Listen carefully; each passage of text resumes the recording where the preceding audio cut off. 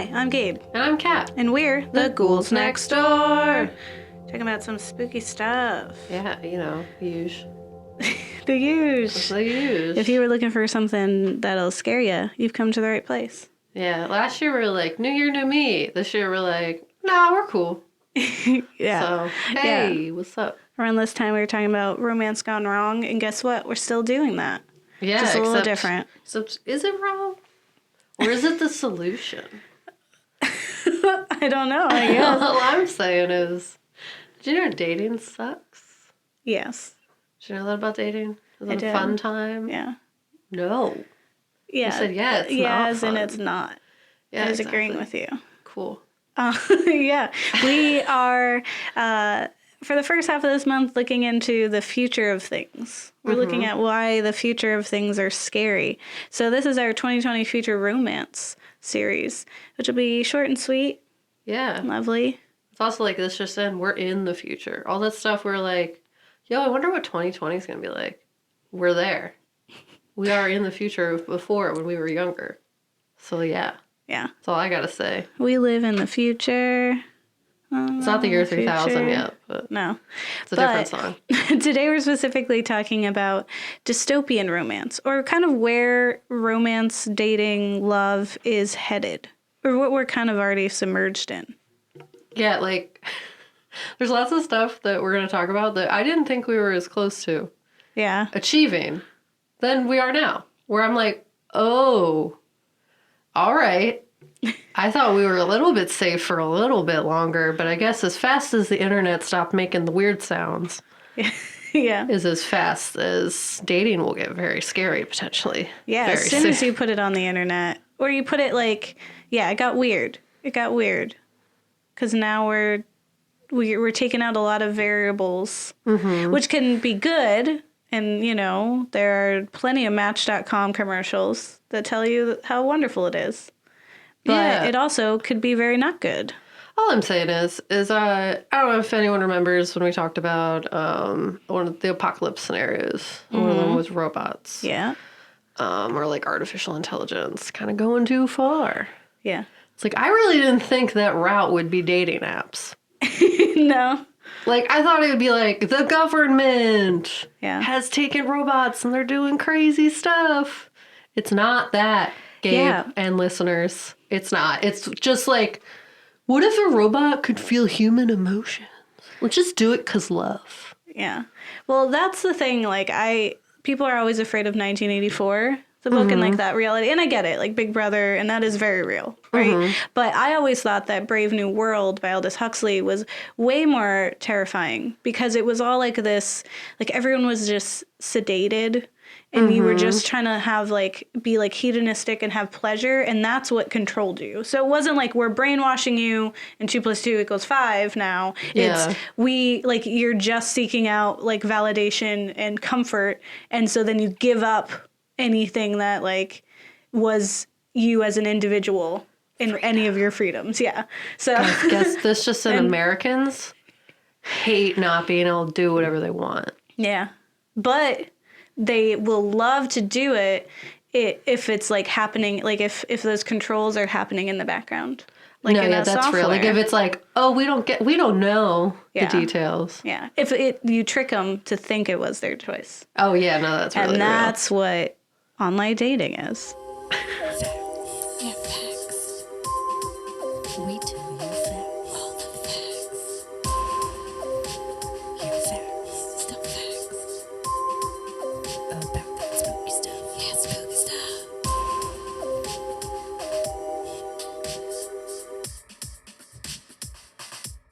So we're going to talk about the future of online dating, but basically the death of romance. I don't know. It's very... Wow. Yeah, no, it's going to get a little morbid. But death in a fun way, I want to say, how the best things are.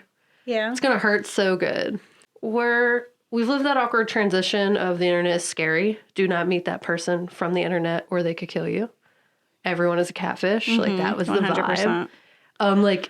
Your friends would call your mom if they knew you were going to meet that guy you'd been talking to in a chat room. Oh my God. It was a serious thing. There's a ton of Lifetime movies about it. Yes. And we've transitioned into definitely invite that person that you met on the internet to like maybe your house. Like find love. It's totally cool. To your house. Yeah. At some random hour in the night. Yeah. Just like, it's totally not gonna end in murder. It's just like, you know what? By not doing that, you're not giving love a fair shot. So maybe you should take a chance. Like maybe he's a serial killer, but also maybe he's the love of your life. Maybe he's both. Yeah, we've been watching a lot of You. Yeah, no, it's very real. But you know what we've gotten from it is what people kind of call like this age of disappointment with online dating. So you get ghosting, dates on dates on dates, readily accessible to the touch of a button. Plenty of fish, but most of them have been sitting in the sun for a few days, and they just smell awful. It's a bad time. You know, plenty of fish in the sea. Yeah, I gotcha. But, and also the app. I see what you're doing. Yep, see, I did jokes. I see what you did. It's just a bad time most of the time. I've done all of them. Yeah. Like, I did a few laps myself. Yeah. I was single for like 4 years straight with like little blips throughout there. And I was like, yes. In a Mashtable.com article written by Brittany Beckham, she quotes the co-founder / co-CEO of Coffee Meets Bagel, Dawoon Kang, who agrees that it's basically called the era of disappointment. This is the dating era of disappointment. Yeah. They're like noticing that like the inauthenticity of online dating, like you kind of swipe, it's very, what's the word? Shallow, I guess, or just like superficial where you're like, oh, they're cute. I'll talk to them. Yeah. And it's like, you don't really care what their personality is. Little blurb that they said about themselves. Yeah. Which says a lot about you. Yeah. And I mean, honestly, I don't know. You knew I'm an introvert. So like that stuff is really exhausting. Yeah. It's basically an endless small talk engine in genuine conversation where it's like, hey, what do you do? And you answer that same question for 20,000 times and you just copy and paste it into your messages because you're like, I don't even care what you do at this point. I just want to get to the point. It's like, can we meet? I don't know. Yeah. Figure it out when we see each other because this sucks. Or this is things I've experienced from my own time. You get people who are like, just lead with. They lead with, I have a beer bottle sized penis. Would you want to see it? And it's like, I didn't even say hi, dude. Yes, like I swiped right, but like, ew, you should not lead with that. Or like I had another guy who like made a joke about sunglasses, like what sits lower on your face than sunglasses. And then he was like, you. And I'm like, ew, I don't even know you, guy. And it was rude. Does it work ever? No, I really hope not. I mean, maybe it does. That's each their own. But like, it was totally unsolicited. It was just like, hi, how are you? You know, it says higher on your, lower on your face. And it was like, oh boy. Yeah. So when we think of the future of online dating, it's not exactly like fun. I think a lot of us feel like we should just Terminator 2 the whole thing. What do you mean? Or like change it. Like Skynet, they blow up the building. Yeah. So you blow it up. Okay. You get rid of the dating because it's bad. Okay. I see what you're saying. You get my reference? I was like, which part of this are you terminating? Because they do a lot in there. I was like, are you going to have a very long car chase? Yeah. Yeah. So you going to Hasta Vista, baby, or what? No, let's just blow it up. Okay. But what I'm saying is the future of online dating is pretty scary, in my opinion. I read an article called The Future of Online Dating, which is from the same article that I mentioned earlier. It's pretty cool, but it's also pretty terrifying. What about it is cool? That like, it's just kind of cool that we've gotten to that point within technology that these things can happen. But it's terrifying because it's definitely one of those things that should not exist. Dating apps? No, like, yes, but where dating apps are going. So essentially, we're trying to like use AI and tech to make dating easier. Because everyone's kind of realized, yo, Tinder is just like lots of people, but they all kind of suck. Or it's like you're not actually tailoring anything to like, you can't predict the spontaneity of human emotion. So it's like, we got to figure out how, I guess. We need to figure out what people want. Give the people what they want, Gabe. Yeah. Companies are trying to really bring tech into it. Similarly, we've seen in the past decade, rapid expansion of technology has made our lives easier in a lot of ways. Why don't we just let technology enter every facet of our lives? I think we do that, yes. Why not use it to expedite the very long and arduous process of finding love? It's totally good. You think it's harmless? It's not. You're basically having the Brave New World. Is that the movie, show, book? Brave it's a book, New World. Right? Yeah, I mean, it's a book. It is a book where and I do think there's a very old movie about it. But it's, I think what is scary is that, like you're saying, there's no real things happening. And it's scary in that, like, you just have to take people for their words on there. Mm-hmm. And I have a really hard time with my phobia of other people being murderers, that pretty much everything that people said that was, like, generic was, like, a trigger. Where I was like, if you said you were an adventurer, I was like, no. Like, anyone who... there was so many different weird triggers for me when I was, like, on online dating, where it's like, you sound like a weirdo. Like, I don't want to be your friend. You just sound really inauthentic. I feel like that's the biggest thing. And then generic, you don't trust. Or just, like, like, the things you say, I'm like, this is code for, like, what you really want to say. Kane goes on to say, people a lot of times don't know what they want. They may say they want certain things, but they don't actually want that.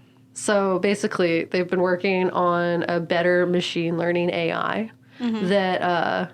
could tailor your matches to your actions rather than, like, your stated desires. So as you said, Gabe, no one actually says what they actually want. It's definitely going to go in a morally questionable direction. You're basically saying, we're going to base everything you want based on, like, what you do. And he goes on to describe it better. So to select better matches, smarter AI could use, for example, take into account how much you spend on the app. They look at the profiles that you're looking at and for how long. The content of your chats, how you tend to swipe, how long it takes you to respond to certain messages, and whether you initiate chats. So, like, are you a start? Are you not a start? You know, that kind of thing. If you let this future dating AI have free range of your phone, they're saying that that is an option. It might even analyze whether you pay your bills on time, what websites you visit, the news you read, which shows you binge watch, and how much you exercise if you have it connected with a Fitbit or Apple Watch. And your camera roll. Let's start there. So you're basically putting millennials like me into these weird boxes where you're just like, all of you are really bad at life. Why don't we just put you all together? I don't want to date someone as messed up as me. Yeah. Like, my credit is trash. That doesn't mean I can only date people with trash credit. That's not how dating works. If anything, like, I feel like, one, I don't want to be judged, but then, like, two, you're pursuing someone for the wrong like, you're trying to match them up with someone who's not going to make them want to change in any way. Yeah. Just because you like to exercise doesn't mean you need to date someone who likes to exercise. Yeah. Maybe you don't like to exercise and you'd love to date someone who does, so that maybe you exercise more. Yeah. Maybe you Opposites go for... attract. Yeah. And robots don't seem to understand that. Yeah. That's what I'm saying. And I just feel like you're going to get people matched together who are very much, like, in the same space. And that doesn't motivate, like, you to try harder. And it also, like, I feel like it's very Lobster-y, the movie that we watched, in that, like, you're matching people up who have the same thing going on. So you're basically, like, eliminating any spontaneity, but then also, like, chances that you could meet people outside of your own social sphere. Well, I think like if it's looking at what kind of people you're looking at when you're on the app and how much time you spend, then it might be able to pick up if you are attracted to people who are, like, different from you. I mean, that's true. And then maybe they're in their app and they're like, this person doesn't exercise at all. Perfect. Here you go. I mean, in some ways, yes, I could see how it might do what you want, but I feel like also people sometimes, as they'll say they don't know what they want, they'll look for people who they might not. And then some want. people don't have a type. Yeah. So it's like, how do you judge who's your type? You don't even know. AI with improved photo detection could one day pinpoint interests that might not be outlined on your profile based on facial recognition. To find your type. Yeah. So data collected from everyone else's matches, both successful and unsuccessful, could help you improve your matches too. So it just really much reminds me of the Black Mirror episode, Kill the DJ. Hang the DJ. Hang the DJ. Well, you know. But it's basically like, so you're telling me you're going to match me with all these different people and judge my face of how I like them. I feel like it just means, like, you have a robot telling you who you like instead of deciding who you like yourself. I see, yeah. You know what I'm saying? It's like you tend to match with blondes. And it's like, okay, well, maybe I'm just into blondes this month. I watched a movie and there was a blonde protagonist in it. And so I thought maybe. But that's not always what I'm doing. Yeah. Yeah. So you get it. I get it. But then also it keeps going where it's definitely a lot more like Hang the DJ. There's a AI being created called AIM, but not the kind that we knew and love. It has an extra M. It has an extra M, which is a like Siri-like voice-activated dating app. Talks to you. That has 1,000 users in Denver, and it's planning to expand to the rest of the U.S. In the coming months. But it's basically like an AI matchmaker, kind of like how we saw like the little thing in Hang the DJ with the circle, and it talks to you and tells you. Coach, exactly. So it asks you questions for a week before sending you matches. Along with those suggestions come a personalized photo tours, audio snippets of your match describing their perfect date or telling an embarrassing story from childhood. So there's no tapping or swiping. Once you and your match have agreed to chat, AIM will set up a phone call, which sounds like my worst nightmare. And you decide from there whether or not you want to meet. A phone call? Like, I already hate to use the phone in general. Like, I have anxiety attacks, like, working up the energy to talk to people I, like, shouldn't be stressed about talking. So, like, I feel like no one likes to talk on the phone anymore. You're not going to get young people with that. Young people text. They don't, or they FaceTime, I guess. But, like, you know, they're not calling each other. But basically, it's like trying to create something that's human. So the guy who created it, Kevin Teman? Mm-hmm. One of those. Basically, he didn't set out to build an AI necessarily, is what he says. I set out to build something like a human. Mm-mm. And he said, adding that AIM remembers your previous answers. Like, it's like, you could use this for therapy, I guess. Like, in some ways, it has interesting components. But in a lot of ways, it sounds like it's like coming for you. You know what I mean? Like, it just seems really weird. I feel like you're going to record a lot of information about us, and then I'm going to be really upset about it.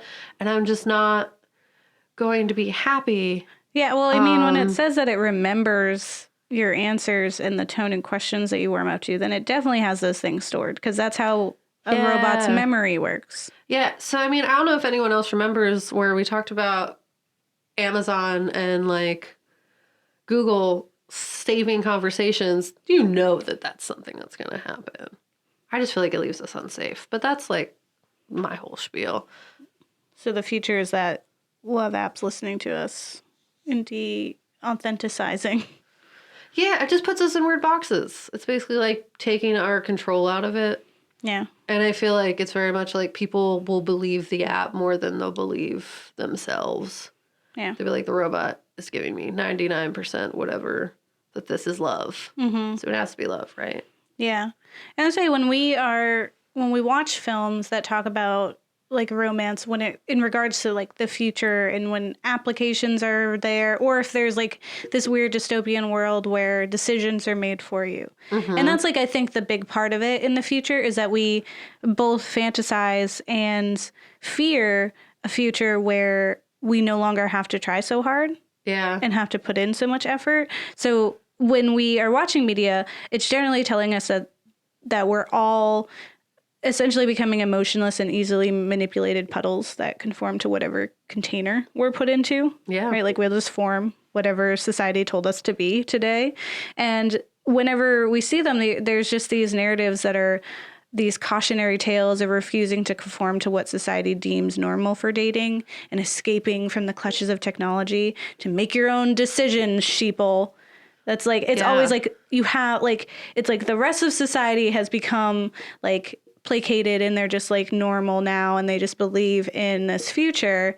And then there's like the hero is always a person that's like, no, I'm going to go and find love in real world. They're like with my human emotions in front of someone. And everyone's like, oh, no, you can't do that. Yeah, it's really weird because it's like contradictory, honestly, because you're telling the sheeple to stop being sheeple, but you want them to be sheeple. Well, I mean, the films are telling you not to be sheeple. Yeah. What they're saying is that we're headed to a part where we're going to be sheeple, where, like you said, we're going to try to find people who are exactly like us because we're trying to replicate ourselves, right? Like, I mean, genetically, that's kind of what you're doing, right? You're trying to make babies and you're generally trying to find ones that look like you or act like you or like make sense.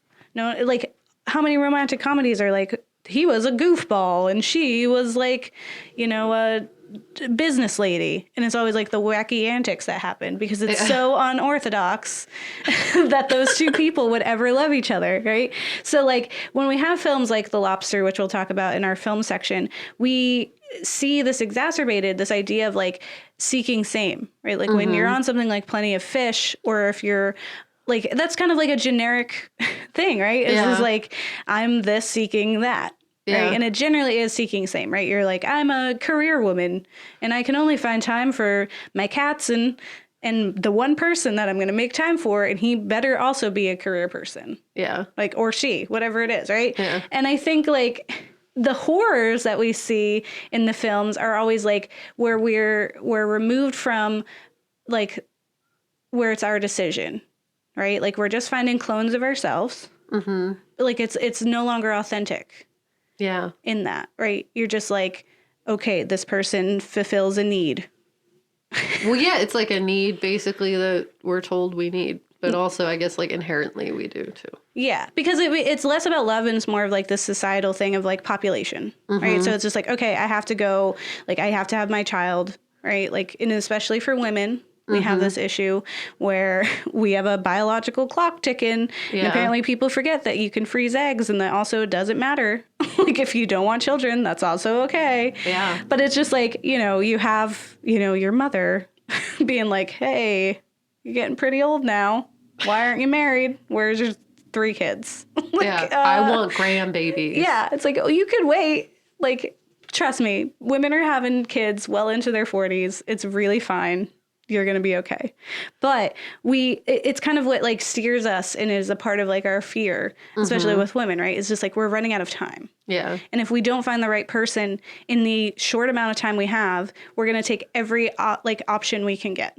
Yeah. So if someone was like, okay, hey, I'll give you the person. I'll find the one. I'll find the soulmate, and you have to do nothing.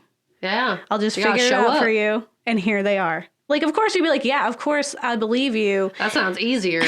And I'll just do it. Like, and also, it's kind of like in this way that, like, the way that people think, like, brainwashing, which I'm putting in quotations because that's not real, works in, like, cults. And how people are always like, how come they didn't leave? And it's like, if you've told yourself that this thing was true for years, even when it starts to fall apart, you don't want to believe that you were that much of an idiot, right? So you are further like steadfast in your beliefs. Yeah, because you're like, it has to be real. That's the only way that I'm okay. Yeah, there's no way I would have let this go on this long if it was wrong, right? Yeah. So if this app is telling you this is the person that you love, and then you're with that person, and then it's like after all this time, this person's awful and very clearly not the person you love, you might still be there because you're like, well, I couldn't be wrong. And even though it was the app that chose it, you chose the app. Yeah, like you do feel some responsibility. Yeah. In it. Like yes. It tricks you into thinking you did it yourself. Yeah, that's exactly. So and it's like, so it's like, okay, what I think is very interesting and what we'll talk about in The Lobster is that he gives one of the characters gives these like ultimatums. He's like, there's 3 options you can have, right? Yeah. It was like, you can be single and get shot at. You can be turned into an animal and eventually shot, or you can pretend to get nosebleeds. And it's like, which one is worse, right? And it's like, okay, well, think about real life dating. It's like you can have this app that tells you who to love. Yeah. Right? Or you can be completely alone and you're running out of time. And once your time's up, that's it. Right? Well, because everyone's going to judge you and like think that you're weird. Yeah. Right? Or you're just like, you're going to hope and pray that you're going to find the person. Right? Like odds are you're going to just make it work with whatever person is nearest to you. Yeah. And that's kind of like what, like, it's always this kind of comparison. Like the alternative is like eternal nothingness and loneliness, right? Yeah. Versus, so you're like, of course I'll go on this app. Of course. Well, yeah. It's a very real fear of dying alone. Oh my gosh. Everyone's going to die alone though, guys. Yes. You're not going to die at the same time. The Notebook is not based on facts. It is not. It is not. And I think that's like a big part of why people gravitate towards technology, because it is easy. It already runs most of our life, right? So in these societies where we're kind of like, it's dystopian in that we're kind of just like, we trust it. with every part of our lives. Right. Yeah. Like, and we already do that now. So it doesn't make that much difference, or it doesn't seem like that big of a jump in those narratives to also trust like the rest of your life in regards to love to a device. Right. And so like we always pick up in the middle of a story where this is how everyone's just been going about it. It seems to be working for everyone because no one's asking any questions. And then we are always put in front of the person who's finally being like, wait, hold on. Yeah. Right. And the problem with that is when we start letting technology have a control of it, is that we do get like emotionless people who are, you know, not as like real with themselves either. Because now they're also putting up the front to like be compatible with the people they want to be compatible with, or they're just trying to like fit in and they can't think too much. So they can't be too like rebellious or interesting. Yeah, the fear is that, like, what's worse is being alone. So, yeah. Basically, you got to be whatever you got to be so that you're not all alone. Yeah. It's called settling. And, you know, I think it's, like, it's one thing to just settle with someone, which is, like, you know, you've given yourself bloody noses so that you can fit in with that person. But it's like a whole nother thing when technology is the thing that's telling you and you're conforming to that. And like, so we're also going to talk about the film Equals in our film section. And the director of Equals had this to say about online dating and the future of dating. He says, I think there's something tragic about where we are headed. It's scary to think at a certain point a machine is going to tell us who we should and shouldn't be with. It's like, whoa, that's a little scary. This is Doremus, who's the person who directed this, and this is an interview with complex.com. And he talks about like the apps that we even use now. So like Tinder as an example, the obelisk of modern dating. It's out of hand, he says. And 10 years from now, Tinder could literally be a machine that you put your finger on, and all of a sudden it's like, that person, the magnetic force of the universe doesn't have a chance to guide you in the direction you need to be in, because you're just following blindly what that does. Yeah, you're going to be way less open to love if a robot's telling you like, hey, that's who you're supposed to be with. And it's like, maybe, yeah, okay, I don't like anyone else now. Yeah, and it's like also like love isn't perfect, right? Like there's going to be challenges, right? So do you want to face the challenges of love, right? And like get over the one fight that you have with this person that's just based on like your gut feeling that this person is right for you? Or do you want to trust a computer that's like, you're 99% compatible because you all answered the sexual questions correctly? When you were in like, what was it, Plenty of Fish? Was that it? No, Okay Cupid has like the 100 questions. And I remember I would look at those because I was very curious. Yeah, they would also ask like political questions. Yeah, which are super helpful. Yeah. But it's like, those are just questions you would have asked on a first date. Or like you would have found out on your own. So it is saving you the time. Like it makes me think of, we were watching Sailor Moon and they had that episode where the girls wanted to be really fit. And the guy was like, here's a machine, you get in it and you'll be fit like immediately. And I was like, you know what? I'm not going to front. Someone was like, here's a machine, you step in it, you step out and you're fit now. I'd be like, I know this is probably evil and that it's definitely unhealthy, but how much? $10? I'm in here. I'm already every week, once a week. I'm coming over here. And they're like being drained.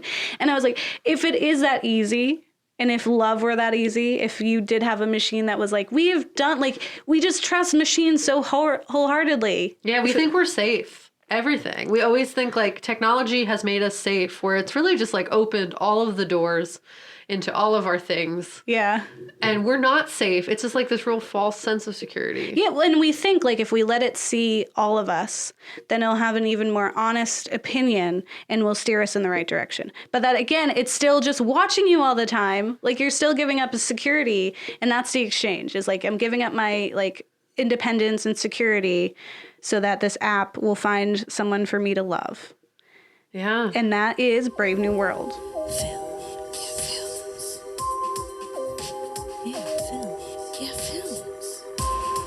We watch some films. Now let's talk about those films. And all that spooky stuff. And all that spooky stuff.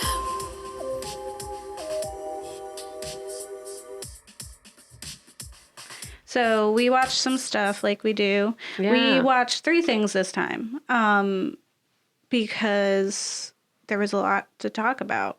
And there's a lot we found. We just want to be thorough, man. Yeah, and I think of the future, like dystopian dating is such an interesting topic.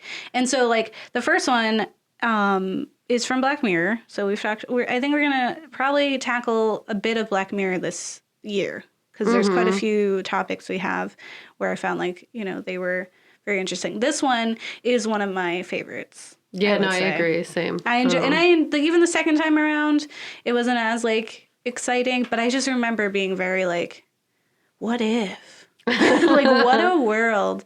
And I also have like a similar like script. It's not super similar, but in that like future dating kind of thing and it being dictated that I have been working on for a very long time. So I'm always interested in a film that tries to tackle that. So this topic itself is super fun for me. So we watched Hang the DJ, which is from the 2017 season. Can't tell you which one it was, but it was 2017. I think it was 3. Yeah, I want to say 3. So this one's directed by Tim Van Patten. And they're all written by Charlie Brooker. Yeah. But paired up by a dating program that puts an expiration date in all relationships, Frank and Amy soon begin to question the system's logic. It is interesting. So we have these two characters, and you're immediately put into the world, and it seems very believable in that we have this guy, and he's talking to his app. It's Coach. And so it's like, hey, Coach, like, what do I look for? And they send like an image, and the app sets up your date. It's a blind date, essentially, right? It's based solely on, like, what they think is good for you. Yeah. They find the dinner, and they pick your food. Yeah, that's weird. That part is just like, you say you know, what if I want mac and cheese today? Yeah. App. But it was interesting because they were like, oh, I guess I'm this type of, like, and even they were like, it was an adventure because it was new to them. But it's clearly a world where people are all doing this. Yeah.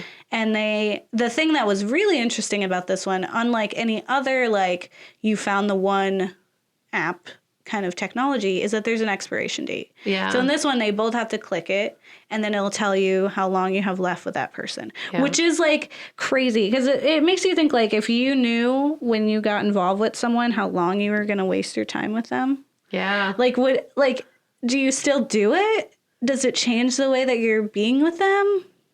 I feel like a little bit because there was a lot of, so spoilers, but like, not that like we do one night stands now, but like if you knew you're only with someone for 12 hours, I feel like that takes kind of like the worry about it out of the situation. So it's like, well, why not? Yeah. We know they're not going to be here tomorrow. But you might know that going in anyway, like in Tinder and stuff. Yeah. And I think it's like because there's plenty of people out there. Like, I myself am a serial monogamous, so it was always very hard for me to be like, okay, this is the one time, and then I'm going to go away. Like, I was like, what? That's crazy. You don't want to be around me forever? Like, we're married? Like, so that's a weird, like, thought for me, because I'm a crazy person. So, like, for an app to be like, you only have, like, a night with this person, like, I can see the person already being like, this is really hard, but it's the same concept because, like, in real life, that other person is like the app that's saying, like, it's just this night. Yeah. And now you have to go away. Yeah. So you still kind of have to deal with it. It's just a person telling you versus technology telling both of you. Yeah. So I think it's weird. But I think it's interesting because they make her play through, like, a real life situation. Like, so she ends up with this guy. They're only together for like 12 hours. So it's kind of like like, it was really cute. They had a connection, but life happens. Like, presumably, like, if you were watching a rom-com, at this point, something wacky would have happened where they can't be together. Yeah, there's like a reason. Right? So then she immediately falls for some guy. And they're together for like 9 months. Or a very long time. Yeah, and she's like all about it at first. And then, like, he does the sip. He does a lot of annoying not even just like anything he does to his mouth, he ends up doing that, which is like, there's no way you would have kept me 9 months. Well, she doesn't have a choice. She was trying to leave earlier. I understand, but I would have broke the machine. Yeah. Would have been like, Coach, you're taking me out of this game. Well, the other guy had an even worse lady. He had like 2 years. Who was mean to him the whole time. She was awful. But that's like, and so she was with this guy for like 9 months. and because as prescribed by this app, and then immediately after that she's in a bunch of just hookups. Yeah, she's in like a bunch of one night stands. So it's like, oh my god, she's going like through her rebound. Like she was in this long relationship, there's little things that didn't work, but ultimately he was generally nice and they had a good time. There's just little things that irk you because that's just how relationships are, because that's a person, right? It is not a robot, it's a human person who has like things. And so then she's going through all her like rebound, then she gets him for a minute again, and they were supposed to be together for a very long time. 8 years. Yeah. And then he messed it up. He sure did. He looks at the expiry date without her. Yeah, which breaks it. And breaks it. Yeah, essentially makes it like 12 hours. Yeah. And then he doesn't tell her, and then tells her in the mall or wherever they are in Future World. Yeah. And she gets real upset. Yeah. And it was, and I guess I don't really know how to translate that to real world stuff. Well, I think it's like situations where you like make a choice without informing the other person, essentially. That's like a big life decision. I think also in that there's also this like, he just came out of a really bad relationship for 2 years. He didn't get the mess ups between that. Like he didn't get the nightstands before he got her. Yeah. And so I think what it was that like he finally got her and she's too good to be true. And so he knew it was only a matter of time before he would lose her again. Yeah. And so instead of like just living in the moment, he was waiting for the end. He was like overwhelmed by that. And so then he missed the time. He missed the present. Which is like, that's a real thing that can happen. Yeah. Right? And then that's why ultimately she would have left if it was like real world times, right? It's like, you're not here. You keep waiting for me to leave, so I'm going to leave now. Like, you've lost your chance. Yeah. And then he does say like some funny jokes where he's like, what if we're in a simulation? And she's like, and then Does later, The Rock always skip 4 times? Yeah. And then, or 3 times. I don't think it ever skipped 4. No, I think it was the opposite. It was always 4. Possibly. 4 is a lot. I feel like I would question that immediately. Yeah, that's why I think it could never do. Well, maybe it's 4. Well, eventually she starts being like, something's not right. Yeah. And then they finally get their match. Oh, also, I think the creepiest part of this episode is the couple that they show getting married because they found the match. That was scary. Because those are 2 people that look like, essentially like the epitome of what we just said, right? It's just like 2 people who have given up and they were told that this is their person and they're just dealing with it. Yeah, they're like, guys, it's totally real. Like, you just gotta wait.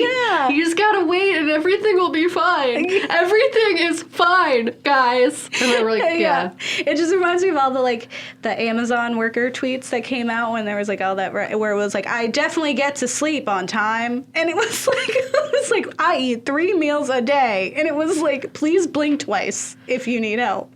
And that's what I felt like watching them. And it was very much like it was a lot of like, who are you trying to prove? Yeah. Because it was very much like, everyone, don't freak out. Like, it's going to happen for you. It's going to be great. Trust us. And it's just like, do you trust you? Because it seems like you're really just trying to convince yourself that this is okay. Yeah. I mean, I feel like there's lots of people who like are in situations like that in the real world. And they're just... their whole lives are on the internet, and they're just really trying to show how happy they are, and then they're not that happy behind closed doors. Whenever you see those relationships where it's just like, you know, all the pictures online and all of that, it's always like the people who, it's like how unbusy are you that you can post all these pictures? Like, why aren't you actually doing stuff? Well, and there's just like lots of times where people are like, it's like, you guys were so happy, and it's like, yeah, we look very happy. Yeah, because that's how the internet works. Yeah, I know. I'm You're agreeing with me. We're fighting, I guess. Yeah. I don't know. No, we're on the same page. And I think so essentially they realize that something isn't right. And so then they're supposedly found their match. It's someone they've never met. Yeah. And they get one last dinner. For closure. A few hours for closure with someone of their choice. And of course, they both pick each other. Yeah. And then they're at dinner and they're like, something ain't right. And they decide to run away together. And then it turns out they were in a simulation and that 98 out of 100 of their simulations ran away together. Yeah. I want to know what happened to the 2 that didn't. It would be a very interesting little spin-off. Yeah, to see like the 2 that just like couldn't stand each other. Yeah. But so then we zoom out and what we get, spoilers, is from 2017, is this that it's like Coach is now like an actual app. It's not like this gadget. It's on your phone. It's like Tinder. And it just says like 99.9% match. And it's like the girl and him. Yeah. And then they just see each other. And it's this weird time where they're looking at each other and the song Hang the DJ is playing. And I'm like, oh, okay. Well, yeah, That's what why. I'm saying is it's exactly that AIM thing mixed with that other app that's like watching your face, making you go on dates, and then like seeing how you feel about it. Yeah. Watching your every move basically over and over again and like making you kind of go on dates that maybe you don't enjoy just to see what that's like. Just to find the one. Except in this, it's nice because it wasn't real. Yeah. It's not nice, though. Those people thought they were real. I don't, like, but, and then also it's just like, how, like, what are they measuring for the 90, like, they ran away, yeah. But these two people in real life aren't stuck in living in those same situations. How do we know that they'd really like each other? Yeah, they don't have that same lifestyle. They don't feel the obligation necessarily. Yeah. Or the stress. Yeah. They're just two, like, young adults at a party now. They're two different people now. But yeah, we watch other stuff. Specifically, The Lobster. It was a weird time. 2015. I had a good time. Director Yorgos Lanthimos. So essentially, in a dystopian near future, single people, according to the laws of the city, are taken to a hotel, the hotel, where they are obligated to find a romantic partner in 45 days or be transformed into beasts and sent off to the woods. So essentially, find love or become an animal. Where they are obliged, not obligated. Because it is a choice. It is a choice. Yeah, but, okay, spoilers, but if you become an animal and your brother's taking care of you for a really long time, and then he settles for this lady who is a sociopath or something. I don't even know. Heartless. She's something. But she kicks him to death. She kicks the dog brother to death. Spoilers. And then your dog brother is dead because he chose to be a dog and now he's yours now and you didn't take care of him. Brother. Here's the thing. Okay, here's what The Lobster is. I said spoilers before I started talking. I just want to say that at the start.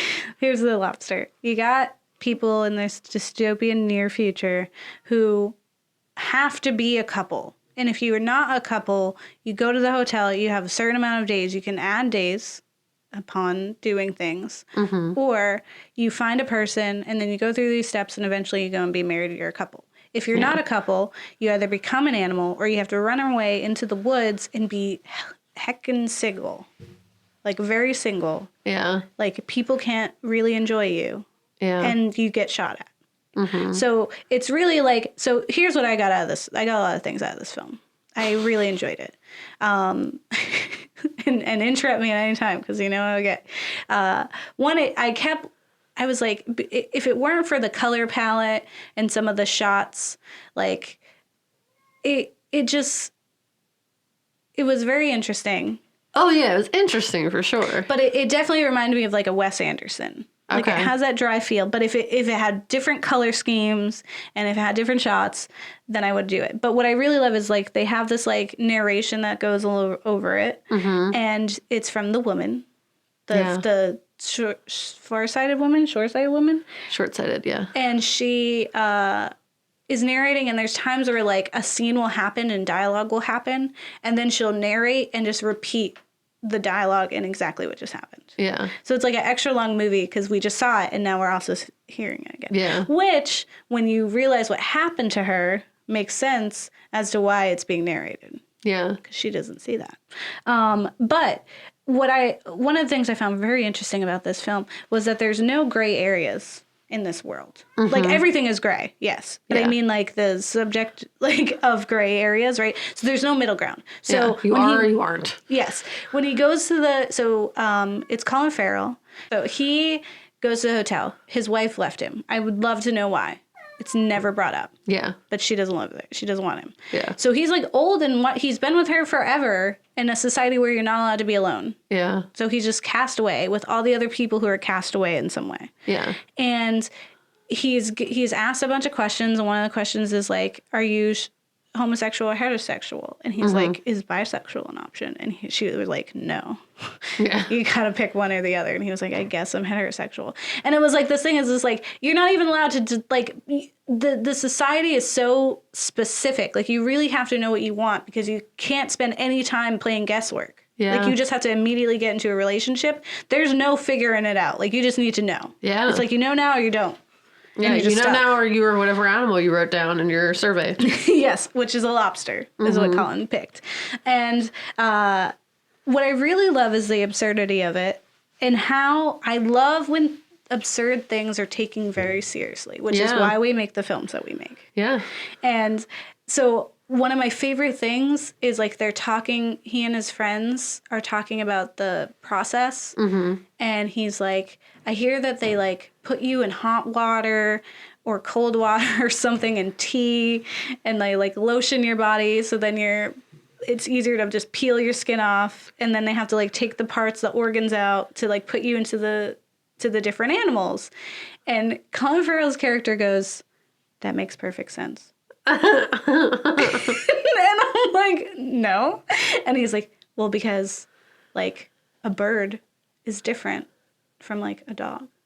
So like fowl has to have a different process.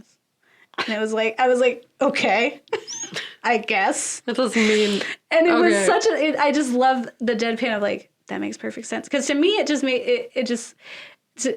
makes me think of like him pitching the idea, Yorgos, the director, being like, here's the idea. And the person's like, well, how does that even work? And he's like, well, you just can't put the lotion on the skin. And just put that line in there to be like, huh? The characters believe it. You can say nothing. So it's totally real. Yeah. It's a very long movie. Yeah, it was very long. I enjoyed it. I'm not saying I didn't. It was just a process, I guess. Much like, I guess, finding love is. Here's the thing about this place, is that in the hotel, people, like you brought this up earlier, have to find a person who's just like you. Yeah, which sounds awful. Yeah, it does. But and the thing is, like, everyone had a thing. Yeah, but like real arbitrary things where it's just like, that is not your whole deal, guy. Like, one guy had a limp, and it was like he needed to find someone else who had a limp. And I was like, that's really bizarre of a thing, like a thing to decide is going to be your thing. One guy had a lisp. We find out that our protagonist is nearsighted. Yeah. Right? Nearsighted. Short-sighted. Which is nearsighted. Yes. And we don't find that out until later, but that's a thing. There's a character who gets nosebleeds. And then her friend who, through most of this, has only ever been referred to as the friend. And I was like, is that what her thing is? Is that she's the friend? Because anyone can have her then. Anyone who's a friend. Yeah. But then it turned out it was because she has nice hair. Yeah. And then she became a lovely pony. But, spoilers. It was like, it was so weird. So then we have this character who who has a limp, who decides to start faking his nosebleeds to get a nosebleed girl. Because she's not bad. Yeah, she's pretty normal. And he says, like, what's worse? Living in the woods until you're shot, becoming an animal that will be eaten or destroyed, or faking nosebleed every once in a while. And that's, like, the epitome of this whole world and dating, honestly. And that, like, because there's no gray area with this. It's like you're either in a relationship that's, like, loveless. It's based specifically on whatever needs the society has. Yeah. Or you're in the woods getting chased down and being hunted, and you're viscerally alone because there's no gray area. You cannot be like just having fun in there. Yeah, they cut your lips, or they do the genital one, which is just not okay. Yes. Or you turn into an animal that someone's going to eat. Every time they ate an animal in that film, I was like, that is a people. You can't eat rabbits. Those are people. And why would anyone choose to be a rabbit? Because they multiply. Pick something that's not, like, edible.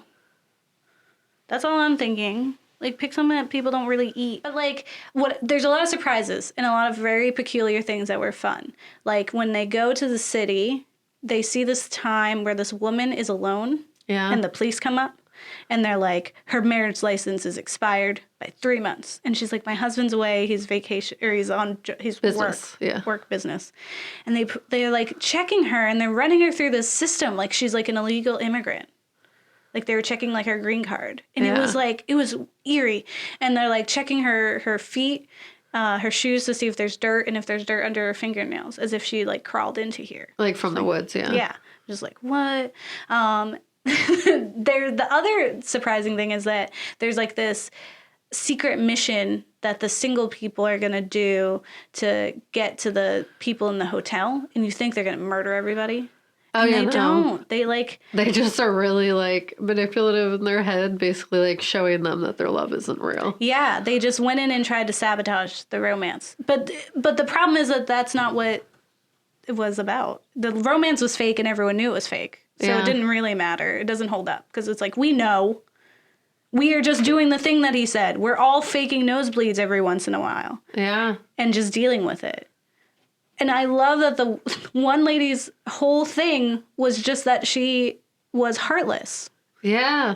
It's like, how do you go around? I guess she doesn't care because she's heartless. Yeah. But imagine if that was your trait. Yeah, and then he's trying to be, and it's real cringy and stressful. He kicks a little kid. Yeah, I don't think it would work. My trait would probably be that I talk too much. And it wouldn't work because my boyfriend doesn't talk too much. And that's why it works so well. Yeah. What would your trait be? Can't breathe, wheezing. I don't want to date someone who has asthma, too. I know, that's not the thing, though. It's not a choice. We both have narcolepsy. Nothing would ever get done. Oh my God, what One a of us nightmare. has to function. We watched another thing Yeah. that we'll kind of go through quickly because I kind of didn't love it. Is I this didn't hate Equals? it, but I didn't love it, yeah. Equals, which is from 2015.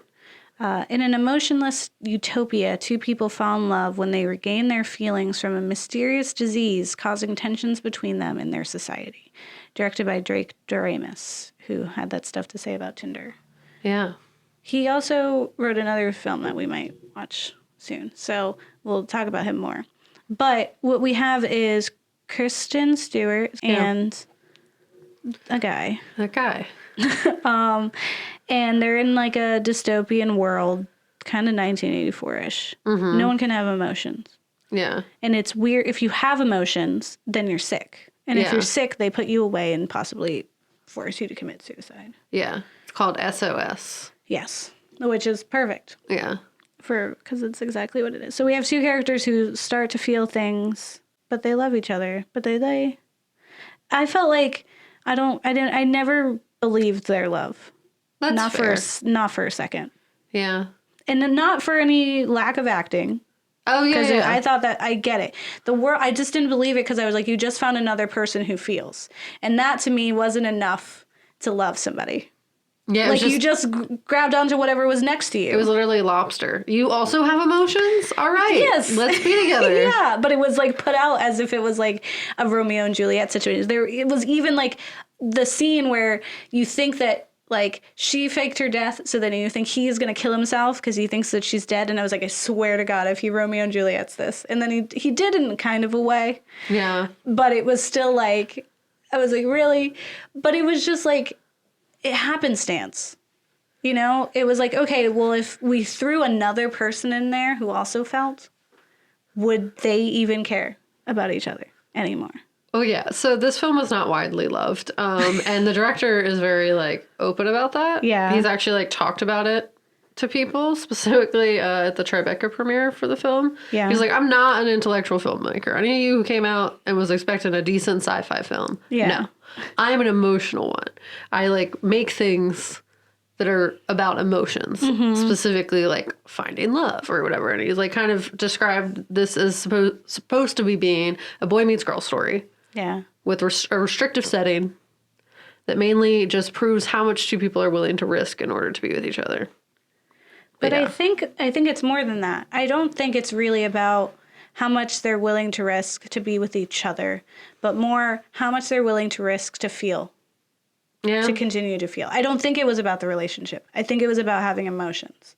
And I think because it feels to be alive. yes. That's and so humanity. that is worth risking your life over, because it's like that or going back to being nothing. And after you've tasted something, nothing is awful. So I think it's more about like, of course they would run away and go through all these lengths to be together, but it was really like they were going through all these lengths to do that. And it just so happened that it helped to have a partner Yeah. But I think even if that had been platonic, even if it was two people who found a friendship and had emotions that way, would have also run away together. And I get, like, not having emotions made everyone a better worker, which is just a 1984 situation. Well, yeah, that's just facts. That's factual. Yeah, of course. Yeah.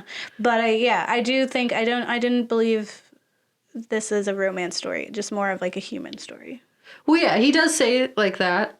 And he has a quote. He says, "I think the setting is a device to tell a very human story," is one of his actual quotes, which is basically to examine society as it leads us and how it disconnected we are with technology. Mm-hmm. And like how we use it. So it's basically like... Yeah, I guess it was just different from what I was expecting. Yeah. I liked it. Yeah. We don't have to agree. Yeah. Well, that's like, I liked Lobster. Yeah. And I did love like, Lobster. Well, I guess we did this. Yeah. That's weird. We're usually on the same page. That's really funny. Yeah. Well, those are our 3 films. Yeah. Feelings. Yeah, feelings. Yeah, I said feelings. Let's talk about feelings. Okay. And all that spooky stuff. I love spooky stuff.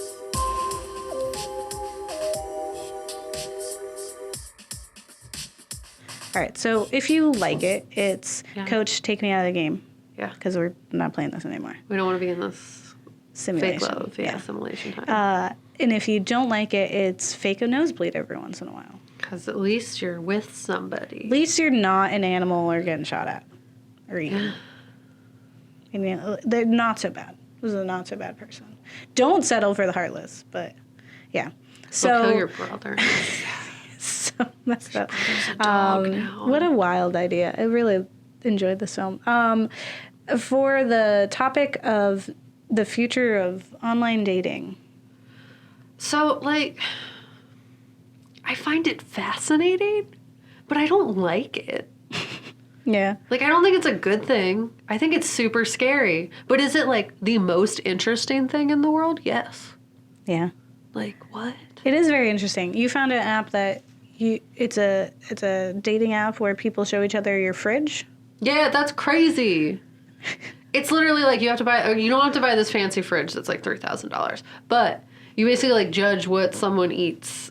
Yeah. To see if you want to date them or if their fridge is clean or like others. It's just and like... a lot of it is like, a lot of online dating is kind of like classist and racist. Because it's like you are looking for, like, and if the app is making the decisions and it's based off of you, then like you don't really have any room to pick someone who's outside of what your normal life is. Yeah, it's just, it basically isolates you into whatever, like, society is telling you should want. And it's, like OkCupid, you can limit your interactions extremely. Like, you can be like, I don't want to date this race. They need to have a college degree or more. Yeah. You can get height specifications. You can put, like, I will not date anyone under 6'2".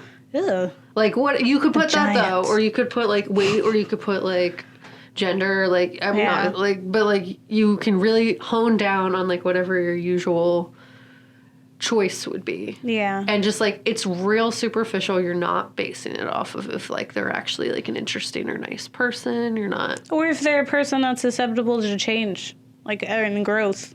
Like, if someone took a picture of my boyfriend's fridge and sent it to me, I would be like, I don't want to date that guy. It's empty. There's not a lot in there. He's very scarce. And then if someone took a picture of our fridge before we cleaned it today, I doubt that our people would want to date us. They would be like, that's disgusting. Room Raiders, I would never and get a boyfriend. And they bring out the black light? Yeah, no, not because of the black light specifically, but like, my room's disgusting. Like, I do not maintain a healthy space. Yes. Because... Yeah. I don't care. Like, I feel that. So it's just like, I feel like it's just like really arbitrary things. It's definitely limiting yourself to like very specific groups where it's like, you don't know who you're going to love. Yeah. And that's the whole thing where it's like we're asking these robots essentially to tell us who to love when it's like, you never love who you're supposed to love. It's like, if we just matched ourselves with, you like sports, I like sports, let's go date, get married now. Like, you're going to sit there and be like, I don't care if she likes sports. I love her. Yeah, but there's, like, other things that you want to like about someone. Yeah. Too. Like, what? But knowing that people are more than just, like, an activity or their fridge or, like, their credit score. Like, people are more than those things. Yeah. And I think that's, like, where it's kind of like in iRobot, right? When we have Will Smith's character who was upset because their robot was doing, like, just math and was like, well, you have a higher percentage chance of surviving, not this little girl, and was not putting in human emotion or, like societal situations into it, and was just doing it based off of, like, math and, like, statistics and chance, right? And that's all that dating apps are ever going to do. Yeah. So it's like, if you, like, a dating app is never really going to take into account, like, your heart or really what you need or what you want or what you might be interested in, what you might be up for trying this time. Like, yeah it's never going to do that. You can't predict human spontaneity. Like, we're always going to go against whatever the facts are, despite love is not rational or logical. It's not a percentage. Like, you can't put that in a box. Love is patient and love is kind. I mean, it's chaos. Is what I'm saying. It's like, it's beautiful chaos, and you have to just let it be. Yeah. Because robots can't just decide what you want. Well, what about the films that we watched? I thought they were fun. Yeah. So it's take me out of the game. Yeah, I agree. I didn't hate Equals. It was just like, I was like, okay. Well, I agree with you in that I think it was very much like, it was not about them being in love, but more so being in love with feeling. Yeah. And how, like, feeling is just, like, the most basic form of human freedom. And being told you can't feel how you feel is, like, and I guess, like, if you find against that freedom. Someone who makes you feel that, and if you took it out of the world of, like, no one feels anything, they did make each other feel something different. Yeah. So, okay. All right. I'll give them that. Yeah. What do you think? Are you excited about the online dating? I don't know. I think it's interesting. I think it's fun to watch and to see how it adapts. Mm-hmm. I think it'd be interesting to have something like Coach, but I'm always, and I told you, I have a script that I've been writing for years that's based on quitting what society tells you to look for and just finding it the old-fashioned way with your heart. Yeah. And that's what I'll always believe. Well, listeners, don't get married. Well, eat your kids. Yeah. Or don't get married because the app told you to. Yeah. Get married because you want to. Yeah. Real love. Yeah. Choose for your kids to be in. Yeah. Make that choice. It's all you.